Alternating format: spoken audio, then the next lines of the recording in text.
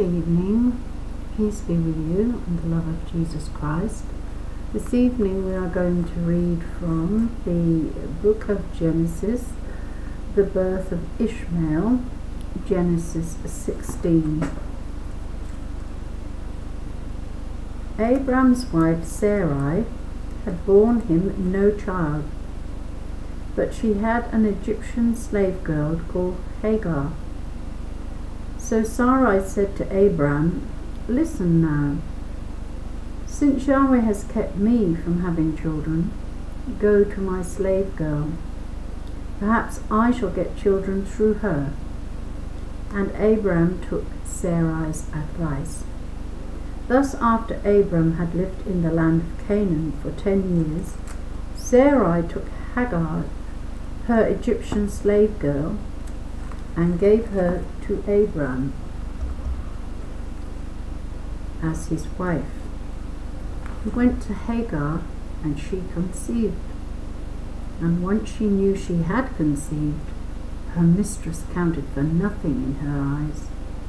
Then Sarai said to Abram, "This outrage done to me is your fault. It was I who put my slave girl into your arms, but now she knows that she has conceived. I count for nothing in her eyes. Yahweh judge between me and you." "Very well," Abram said to Sarai. "Your slave girl is at your disposal. Treat her as you think fit." Sarai accordingly treated her so badly that she ran away from her. The angel of Yahweh found her by a spring in the desert, a spring on the road to Shur. He said, "Hagar, slave girl of Sarai, where have you come from, and where are you going?" "I'm running away from my mistress Sarai," she replied. The angel of Yahweh said to her, "Go back to your mistress and submit to her." The angel of Yahweh further said to her, "I shall make your descendants too numerous to be counted." Then the angel of Yahweh said to her, "Now you have conceived and will bear a son, and you shall name him Ishmael, for Yahweh has heard your cries of distress. A wild donkey of a man he will be, his hand against every man, and every man's hand against him, living his life in defiance of all his kinsmen." Hagar gave a name to Yahweh, who had spoken to her. "You are El Roi," by which she meant, "Did I not go on seeing here after him who sees me?" This is why the well is called the well of Lehi Roi. It is between Kadesh and Bered. Hagar bore Abram a son, and Abram gave his son born by Hagar the name Ishmael. Abram was 86 years old when Hagar bore him Ishmael. This is the word of the Lord. Thanks be to God. We're now going to read a psalm. Psalm 16, Yahweh my heritage. Protect me, O God, in you is my refuge. To you, Yahweh, I say, for you are my Lord. My happiness is in none of the sacred spirits of the earth. They only take advantage of all who love them. People flock to their teeming idols. Never shall I pour libations to them, never take their name on my lips. My heritage, my cup is Yahweh. You alone hold my lot secure.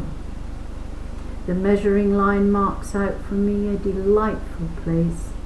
My birthright is all I could wish. I bless Yahweh, who is my counselor.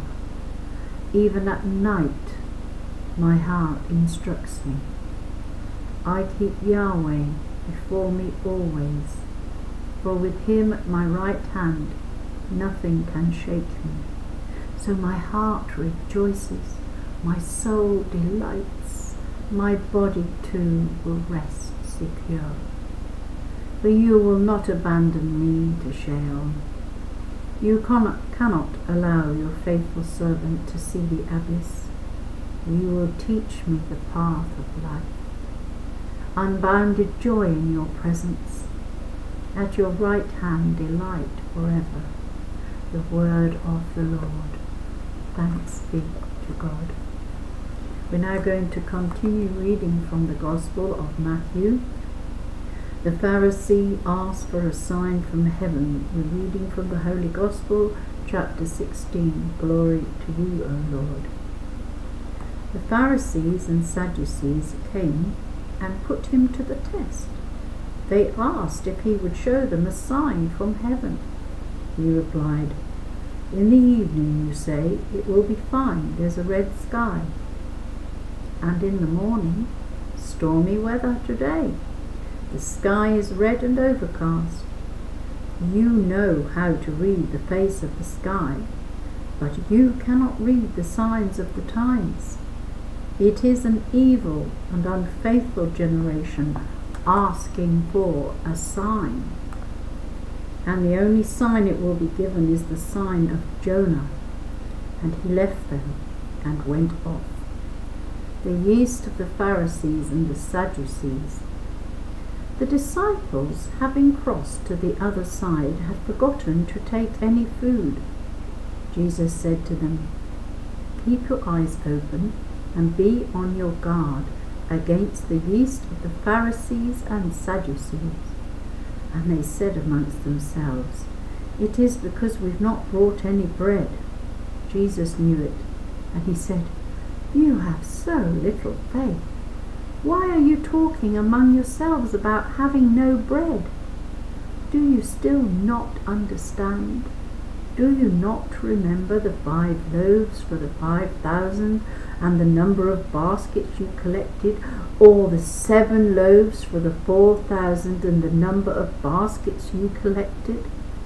How could you fail to understand that I was not talking about bread? What I said was, beware of the yeast of the Pharisees and Sadducees." Then they understood that he was telling them to be on their guard, not against yeast for making bread, but against the teaching of the Pharisees and Sadducees.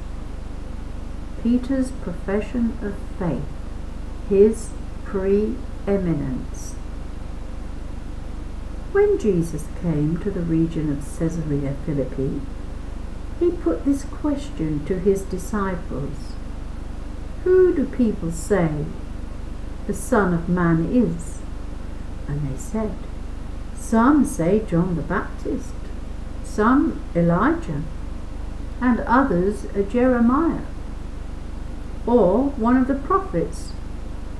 But you," he said, "who do you say I am?"